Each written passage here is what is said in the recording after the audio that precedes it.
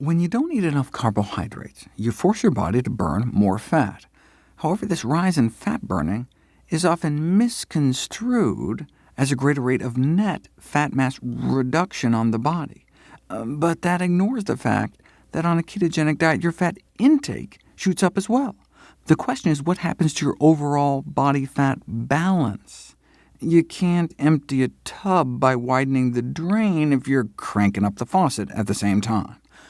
Low-carb advocates had a theory, though, the so-called carbohydrate insulin model of obesity. Proponents of low-carb diets, whether a ketogenic diet or more relaxed form of carbohydrate restriction, suggested that the decreased insulin secretion would lead to less fat storage, and so even if you were eating more fat, less of it would stick to your frame. So we'd be burning more and storing less, the perfect combination for fat loss, or so the theory went. To their credit, instead of just speculating about it, they decided to put it to the test. Gary Taubes formed the Nutrition Science Initiative to sponsor research to validate the carbohydrate insulin model. He's the journalist who wrote the controversial 2002 New York Times Magazine piece, "What If It's All Been a Big Fat Lie?", which attempted to turn nutrition dogma on its head by arguing in favor of the Atkins diet, with its bunless bacon cheeseburgers based on the carbohydrate insulin model. Much of Nina Teicholz's book, The Big Fat Surprise, is simply recycled from Taubes' earlier work. In response, some of the very researchers Taubes cited to support his thesis accused him of twisting their words. "The article was incredibly misleading," one said. "I was horrified." "He took this weird little idea and blew it up, and people believed him," said another. "What a disaster." It doesn't matter what people say, though. All that matters is the science. Taubes attracted $40 million in committed funding for his Nutrition Science Initiative to prove to the world you could lose more body fat on a ketogenic diet. They contracted noted NIH researcher Kevin Hall to perform the study. 17 overweight men were effectively locked in what's called a metabolic ward for 2 months to allow researchers total control over their diets. For the first month, they were placed on a typical high-carbohydrate diet, 50% carbohydrate, 35% fat, 15% protein.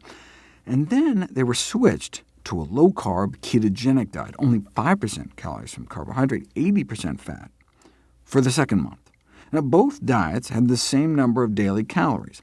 So if a calorie is a calorie when it comes to weight loss, then there should be no difference in body fat loss on the regular diet versus the ketogenic diet.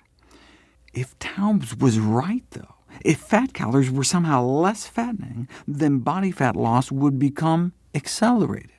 What happened instead, in the very study funded by the Nutrition Science Initiative, was that body fat loss slowed upon switching to the ketogenic diet. Wait, why do people think the keto diet works if it's actually slowing fat loss? Well, if you just looked at the readings on their bathroom scales, the ketogenic diet would seem like a smashing success. They went from losing less than a pound a week on the regular diet in the 2 weeks before they switched, to losing 3.5 pounds within 7 days after the switch to the ketogenic diet. But what was happening inside their bodies told a totally different story.